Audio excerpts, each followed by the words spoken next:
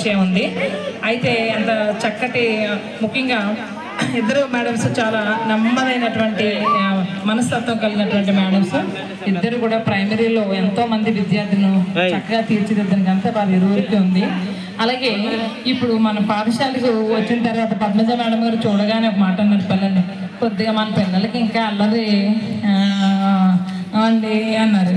అంటే ఏంటంటే అక్కడ పిల్లలు ఎందుకు నిశ్శబ్దాన్ని అంటే వాళ్ళు ఒకసారి చూడండి, మన ప్రేయర్లోకి రాగానే చక్కగా అలా వచ్చేసి వాళ్ళు ఫార్మ్ అయిపోతారట. అంటే ఆ లైన్స్లో వాళ్ళు సర్దుకుపోతారనమాట.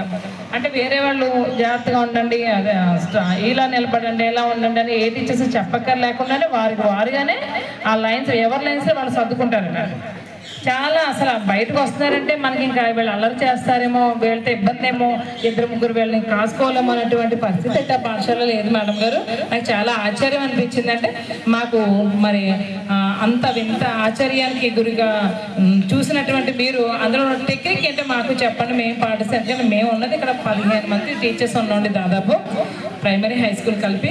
మరి మన పిల్లలు ఇంకా కొంచెం అలాగే ఉన్నారంటే ఏం చేయాలో మీరు అక్కడ గమనించి చెప్పండి అన్నాను నేను.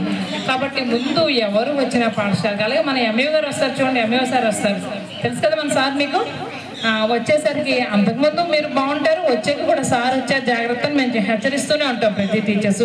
అలా కాకుండా బయట నుంచి ఎవరైనా వచ్చేసరికి అలాగే పాఠశాలలో ఉన్నటువంటి ఉపాధ్యాయులు ఉన్న సమయంలో కూడా ఎప్పుడు ఎల్లవెల్ల ఒకే రకంగా పాఠశాల ఉండాలి నాన్న. ఎవరో వస్తారు, వాళ్ళు చూసేటప్పుడే మనం ఎలా ఉండాలి, లేనప్పుడు మన ఇష్టం ఎలా అయినా అల్లరి చేయొచ్చు. లేదా ప్రతి సబ్జెక్ట్కు ఒక టీచర్ మారి మారి వస్తూ ఉంటారు ప్రతి 40 నిమిషాలకి ఒకసారి. ఆ 2 నిమిషాల నిడివిలో కూడా మీరు అల్లరి చేస్తూ ఉంటారు. అలాంటి ప్రయత్నాలు ఏమీ చేయకూడదు మీరు. మీకు చూడండి షార్ట్ బ్రేక్స్ ఉన్నాయి, ఆ బ్రేక్స్ విరామ సమయాల్లో మాత్రమే మీరు కావాల్సినటువంటి మంచినీళ్ళు తీసుకోవడం, ఏదైనా బ్యాగ్స్ సర్దుకోవడం చేయాలి చెప్తే మిగతా సమయాల్లో అల్లరి చేయకూడదు. అలాగే ముఖ్యంగా ఇలా మీరందరూ కూడా మరి చక్కగా మళ్ళీ వస్తారు. ఎవరు మన ఎంఏ సార్ వస్తూనే ఉంటారు పాఠశాలకి. అలాగే ఇతర అధికారులు కూడా మన పాఠశాలకు వస్తుంటారు, ఇక్కడ నుంచి విజిట్స్ అవుతూ ఉంటాయి మనకి రెగ్యులర్గాను.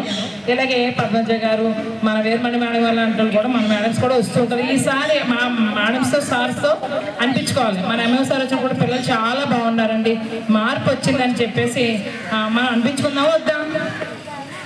అనిపించుకుందామా? పిల్లలు చాలా నిశ్శబ్దంగా ఉంటున్నారండి, పాఠశాలకు రాగానే అసలు ఇక్కడ స్కూల్ ఉందా లేదని తెలియట్లేదా అని వాళ్ళు అనాలి. సరేనా? సరే మాట వాళ్ళందరూ చెయ్యొద్దండి అలా అంటారా? అయితే ఒప్పుకున్నట్టే, అదే సార్ చెప్తున్నారు. ముఖ్యంగా అక్షరంబు వలియు కుక్షి జీవనులకు అక్షరంబు జిహ్వకిక్షురసము అక్షరంబు తన్ను రక్షించు కావున అక్షరంబు లోక రక్షితంబు. ఏమా మనం రక్షించేది అక్షరమే, అక్షరం లేకపోతే మనం లేము. మనం ఏదైనా సాధించడానికి, ఏ స్థాయికైనా వెళ్ళడానికి మన చేతులు ఉండవలసిన ఆయుధం ఏంటి? అక్షరం. అక్షరం ఉంది అంటే మనం దేనైనా సాధించవచ్చు.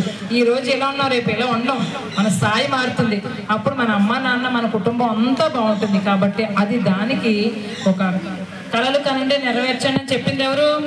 అబ్దుల్ కలాం. అలాగే మహనీయులు అందరూ చెప్తూనే ఉన్నారు. మరి అక్షరం మన చేతిలో ఉండి మన కళలు కన్నా అనుకోండి, అక్షరం లేకుండా కళలు కంటే ఏమి సాధించడం కదా. అక్షరం అంటే ఏంటి? చదువు. చదువు మన చేతిలో ఉండి మనం దేనైనా ఒక డ్రీమ్ మనం కళను పెట్టుకుని అది నెరవేర్చేలాగా మనం సాధన ప్రయత్నం చేసినట్లయితే కనుక ఖచ్చితంగా మనం ఉన్నతమైన స్థాయికి వెళ్తాము. విద్య నిగూఢ గుప్తమగు విత్తము రూపము పూరిశాలికి విద్య యశస్సు భోగకరి విద్య గురుండు విదేశ బంధుడం విద్య విశిష్ట దైవతము విద్యకు సాటి ధనంబులేదిలన్ విద్య నృపాల పూజితము విద్య నిరుంగని వాడు మర్త్యుడే. ఇది సుభాషితంలో పద్యం అనమాట. భర్తృహరి గారు రాసినటువంటి సుభాషిత త్రిశత నుంచి తీసుకున్నటువంటి పద్యం. మరి ఈ పద్యం ఏంటి? మనం ఎక్కడైనా గౌరవం పొందాలి అంటే, విదేశాలలో కూడా మనం గౌరవం పొందుతున్నాము అంటే ఖచ్చితంగా విద్య. ఏ దేశం వెళ్ళినప్పటికీ కూడా మనలో ఒక అక్షరం, చదువు అనేది మనం మేధ సిలిండర్ నింపుకున్నప్పుడు ఏ మూలకెళ్ళైనా ఏ పని చేసైనా మనం ఉన్నతమైన స్థాయికి ఎదగడానికి మరి కారణం అవుతుంది. కాబట్టి మీ తల్లిదండ్రులు బాగుండాలి, మనం ఉన్నతమైన స్థాయికి వెళ్ళాలి అంటే ఖచ్చితంగా అక్షరం ఉండాలి. విద్యార్థికి డాష్ చాలా అవసరం. ఏం అవసరం అమ్మా? ఏంటి? క్రమశిక్షణ లేని చదువు గొప్పది అమ్మా. క్రమశిక్షణ ఉంటేనే ఆ చదువు రాణిస్తుంది. కాబట్టి క్రమశిక్షణ ఉంటే చదువు దాని అంతటదే వస్తుంది. కాబట్టి మీరు అందరూ చదువుకుని ఉన్నతమైన స్థాయికి వెళ్ళాలని మనస్ఫూర్తిగా కోరుకుంటున్నాం. మరి ఈరోజు మాకు ముఖ్య అతిథులుగా ఇచ్చేసినటువంటి ఎంఈఓ సార్కి, అలాగే మాకు మరొక్కసారి దర్శనం ఇచ్చినటువంటి మన పద్మజ మేడం గారికి, వీరమణి మేడం గారికి మనస్ఫూర్తి కృతజ్ఞతలు తెలుపుకుంటూ వారి కుటుంబంతో చక్కగా సుఖంగా ఉండాలని సుఖ సంతోషాలతో తొలతోగలన భగవంతుడిని కోరుకుంటూ, రిటైర్మెంట్ కూడా చాలా ఆహ్లాదంగా మంచి ప్లేస్లో మరి వాళ్ళు రిటైర్డ్ అవ్వాలని, తర్వాత వాళ్ళ అంతా ఆనందంగా ఉండాలని మనస్ఫూర్తిగా కోరుకుంటూ మా పాఠశాల తరపు నుండి వారికి హృదయపూర్వక ధన్యవాదాలు తెలుసుకుంటున్నానండి. మామూలుగా లేదు మేడం గారు మళ్ళీ ఇంకోసారి చెప్పట్లా. కాబట్టి తెలుగు భాష యొక్క గొప్పతనాన్ని చెప్పారు. పద్మజ మేడం గారు కూడా తెలియట్లేదు.